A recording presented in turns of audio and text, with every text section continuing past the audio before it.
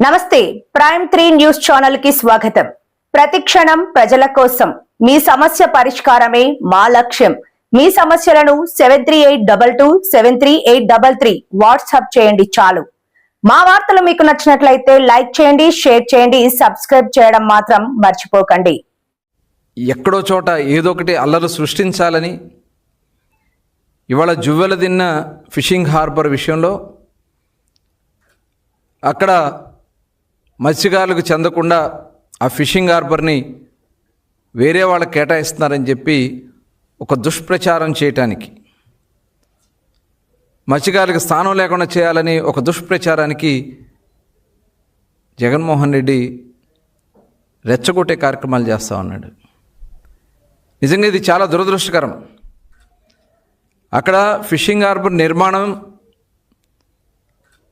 వాళ్ళకి బిల్లులు ఇవ్వకుండా, ఆ పనులు కంప్లీట్ అవ్వకుండా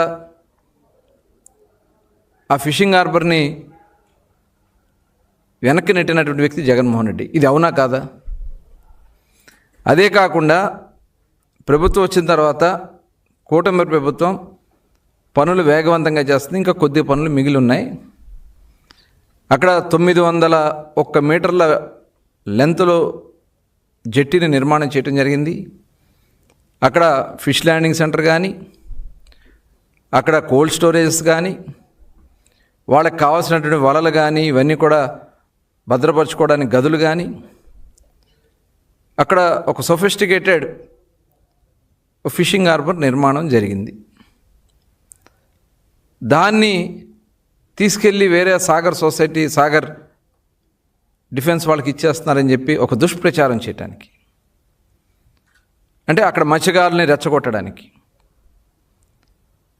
ఇలాంటి దుర్మార్గమైనటువంటి ఆలోచన ఉన్నటువంటి వ్యక్తి నిజంగా మత్స్యకారులు పొట్టకొట్టినటువంటి వ్యక్తి జగన్మోహన్ రెడ్డి. ఫిషింగ్ హార్బర్లో ఎస్టిమేట్లు పెంచేసి దాంట్లో కమిషన్లు దండుకున్నటువంటి వ్యక్తి జగన్మోహన్ రెడ్డి. అదే కాకుండా ఆ రోజున మరి చూసాం, జీవో నెంబర్ 217, అంటే తరతరాలుగా మత్స్యకారుల హక్కులుగా ఉన్నటువంటి చెరువుల్ని కొట్టేయడానికి నీ అన్యాయాలతో ఆ జీవో నెంబర్ 217 తీసుకొచ్చావు. మరి మా కూటమి ప్రభుత్వం వచ్చిన వెంటనే ఆ జీవో నెంబర్ 217ని రద్దు చేశాం. మళ్ళీ మత్స్యకారులకి ఆ భూములు చెందేలాగా చేశాం. మరి ఆ రోజున మొట్టమొదట బ్యాన్ పీరియడ్లో డబ్బులకి శ్రీకారం చుట్టింది తెలుగుదేశం. ఆనాడు గౌరవనీయులు నారా చంద్రబాబు నాయుడు గారు 50 సంవత్సరాలకి వీళ్ళు సముద్రంలో వేట చేయలేకపోతున్నారని చెప్పి 50 సంవత్సరాలకు పెన్షన్ ఇప్పించాం. వేట నిషేధ సమయంలో 4,000తో స్టార్ట్ అయ్యి ఇవాళ 20,000 రూపాయలు ఇస్తున్నాం. అలాగే ఆయిల్ సబ్సిడీ ఇస్తున్నాం. వేటకెళ్ళి చనిపోయిన దాదాపు 90 మంది చనిపోతే వాళ్ళకి 5 సంవత్సరాలు ఒక్క పైసా ఇవ్వలేదు మీరు. డెత్ సర్టిఫికెట్ల పేరుతో వాళ్ళని ఇబ్బంది పెట్టారు. ఇవాళ కూటమి ప్రభుత్వం వచ్చిన వెంటనే ఏదైతే మత్స్యకారులకు చనిపోయిన వాళ్ళకి ఇవ్వాల్సిన డబ్బులు గౌరవ వ్యవసాయ మత్స్యశాఖ మంత్రిగా ఉన్నటువంటి అచ్చెన్నాయుడు గారు ఇమ్మీడియట్గా రిలీజ్ చేసి ఇవ్వడం జరిగింది. ఇవాళ ఈ కూటమి ప్రభుత్వం ఒక చిత్తశుద్ధితో పనిచేస్తూ ఉన్నాం. మీరు అక్కడ జరిగినటువంటి సంఘటన చూస్తామని నిజంగా చాలా బాధ అనిపిస్తూ ఉంది. తమిళనాడు బోట్లకు సంబంధించి మీరు చేసినటువంటి కారణాల వల్లే 2017లో ఆ బోట్లన్నీ ఏర్పాటు చేసి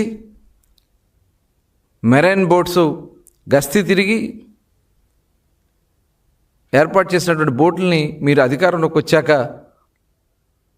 పూర్తిగా కనీసం మెయింటెనెన్స్ కూడా, రిపేర్లకు కూడా డబ్బులు ఇవ్వకుండా పనిచేస్తున్నటువంటి వర్కర్స్ని కూడా తీసేస్తే, అందులో ఉన్నటువంటి స్టాఫ్ను మొత్తం తీసేస్తే ఆ బోట్లన్నీ ఆగిపోవడం వల్ల ఇవాళ తమిళనాడు రాష్ట్రం నుంచి బోట్లు వచ్చి ఇక్కడ మన మత్స్యకారులకు ఇబ్బంది కలిగిస్తూ ఉంది. ఈ విషయం తెలిసిన వెంటనే గౌరవ ముఖ్యమంత్రి చంద్రబాబు నాయుడు గారు, అలాగే యువ నాయకుడు నారా లోకేష్ గారు అందరినీ కూడా ఆదేశించి అటు బాపట్ల నుంచి నెల్లూరు జిల్లా, అలాగే తిరుపతి జిల్లా 3 జిల్లాలకు సంబంధించినటువంటి అధికారులను అప్రమత్తం చేసి అక్కడ ఇమ్మీడియట్గా స్పీడ్ బోట్లు ఏర్పాటు చేయండి అని చెప్పి బోట్లు ఏర్పాటు చేసాం. వాళ్ళు ఒక 4 బోట్లు కూడా పట్టుకోవడం కూడా జరిగింది. రేపు జూన్ 15 నాటికి పూర్తి స్థాయిలో నిఘా పెట్టి, బోట్లు పెట్టి, స్పీడ్ బోట్స్ పెట్టి 650 హార్స్ పవర్ మోటార్తో ఉన్నటువంటి బోట్లను పెట్టి ఆ ఇంజిన్ల ద్వారా ఆ స్పీడ్ బోట్స్తో ఆ తమిళనాడు బోట్స్ని కంట్రోల్ చేయడం జరుగుతుంది. మొన్న ఏదో ఒక గ్రామంలో, అలాగే 144 గ్రామాలకు సంబంధించి ఒక బోటు విషయంలో తమిళనాడు బోట్ని వదిలేశారనేది వాళ్ళు గ్రామాల మధ్యన డిస్కషన్ జరుగుతూ ఉంటే దాన్ని కూడా రాజకీయం చేయాలని మీరు ప్రయత్నం చేయటం, ఇదేదో లోకేష్ గారు వచ్చాక ఆ బోట్ వెళ్ళిపోయిందని చెప్పి దుష్ప్రచారం చేయటం, దీంట్లో చంద్రబాబు నాయుడు గారు పాత్ర ఉందని ఏంటి మీరు మాట్లాడే భాష? ప్రతిదీ రాజకీయం చేయటమేనా? వాళ్ళు క్లియర్గా చెప్పారు, ఇది మా గ్రామ సమస్య, మా గ్రామాల సమస్య, మా గ్రామ కాపుల సమస్య, మేము కూర్చొని చర్చించుకుంటాం, మేము గౌరవించాం, మీరు ఏది ఆదేశిస్తే అది చేయడానికి మేము సిద్ధం అని చెప్పాం. ఆ రకంగానే వాళ్ళు సభ పెట్టుకున్నారు. అలా ఉన్నటువంటి దీని ప్రకారం వాళ్ళు ముందుకెళ్ళడం జరుగుతుంది. మరి దాన్ని కూడా వచ్చి అక్కడ రాజకీయం చేయాలని ప్రయత్నం చేస్తూ ఉన్నారంటే ఇంతకంటే సిగ్గుచేటు ఇంకోటి ఉందా?